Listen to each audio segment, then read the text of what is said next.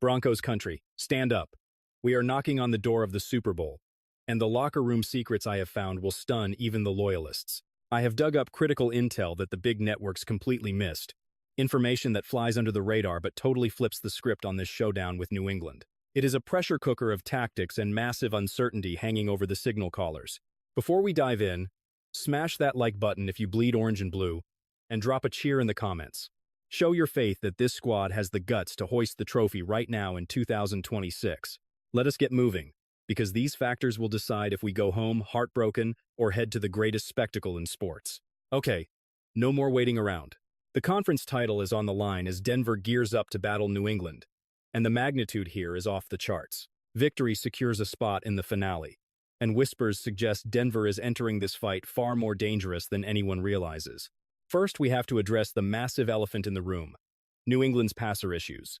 Drake Maye has been incredibly inconsistent throughout these playoffs.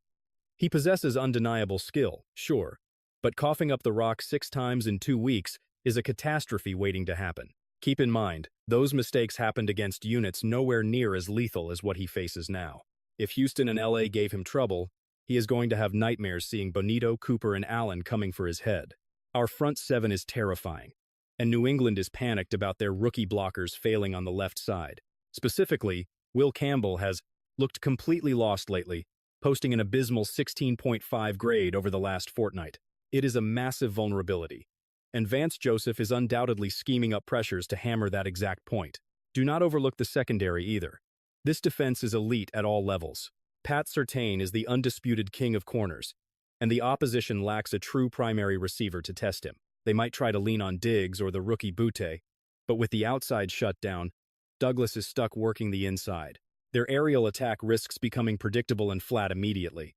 Pivoting to their ground attack, that is clearly their most dangerous weapon. Stevenson and Henderson form a lethal duo whenever their blockers generate movement. The former has cleaned up his ball security issues to become a true dual-threat weapon.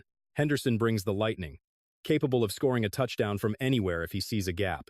However, finding running lanes will be brutal against a Denver front playing physically dominant football. We must admit, New England's defense presents real hurdles. Their defensive backs, led by Davis and Gonzalez, have been locked down, surrendering 0 scores and minimal yardage recently. Davis has snagged 2 picks this postseason. But there is a major complication. He is stuck in concussion protocol, and despite optimism, his availability remains totally uncertain. Losing him would devastate their coverage. Which brings us to our own quarterback dilemma. With Bo Nix sidelined, Stidham takes the reins, and the narrative gets interesting here. Remember, Stidham began his career in New England, so they are familiar with his game. Yet, as Sean Payton noted, familiarity does not equal predictability, even if Stidham is less mobile than our usual starter. Our league-leading sack prevention record has relied heavily on Nix escaping trouble with his legs. Without that escapability, our blockers face the ultimate challenge in keeping the pocket clean. Nevertheless, this squad has defined itself by sheer toughness late in the season. Taking down Buffalo sent a message to the world. Playing at mile high with fresh legs and a ball-hawking defense, we are set to make life miserable for Drake Maye. Rumors are also swirling about Nix possibly suiting up for the championship finale. While unconfirmed, medical experts see a path, and that possibility is electrifying. We are looking at a legacy-defining moment where our punishing defense can dominate. Our attack is clicking under Payton, and the whole roster is heating up at the perfect instant.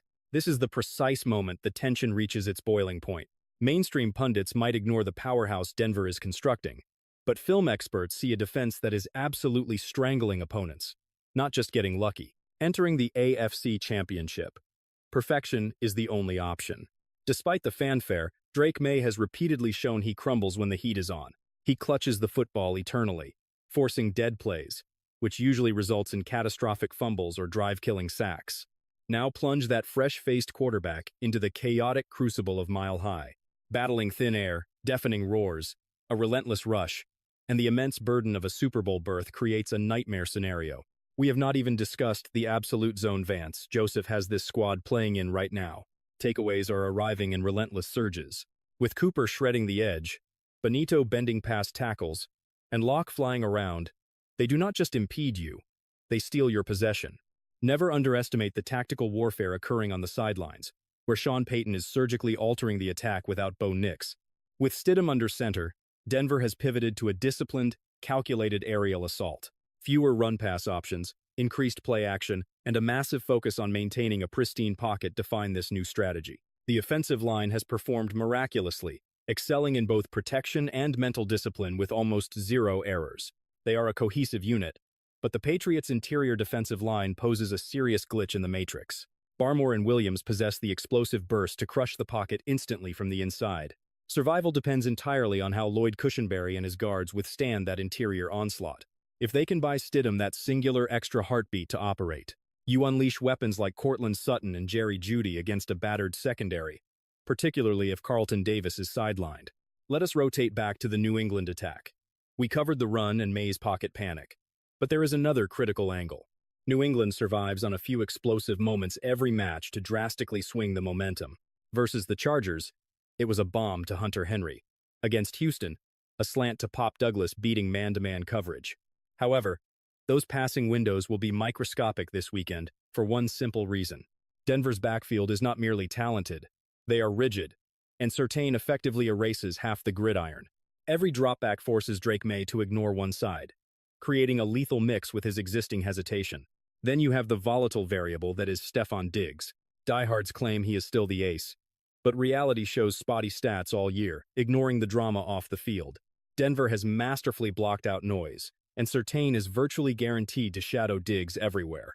Expect another irritating day for him, noting New England has not battled a complete juggernaut like this Denver roster. Los Angeles was decimated by injuries and completely lacked offensive rhythm. Houston had a stout defense but a rookie offense that folded under the intensity of playoff pressure.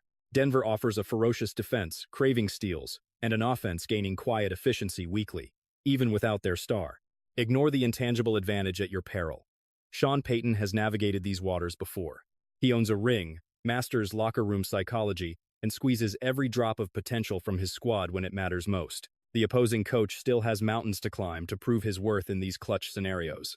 The ultimate X factor might be Jarrett Stidham himself given the circumstances. True, 2 years have passed since he started, but never discount a driven quarterback fueled by a raucous home stadium. Stidham knows the Patriot system, but they know him too, creating a double-edged sword. Sean Payton has undoubtedly spent weeks plotting exactly how to exploit that dynamic to his benefit. He will place Stidham in spots where the defense anticipates one thing, only to be scorched by a calculated counter. Just picture the scene, Broncos Country. What if this written-off squad shocks the world, claims the conference, and welcomes Nix back for a storybook Super Bowl? If you are riding with this crew all the way to the trophy, drop a comment. Tell me, do you believe Jarrett Stidham can guide us to the promised land? And if Bo Nix is healthy, do you start him? Hit that like button and subscribe to stay locked in.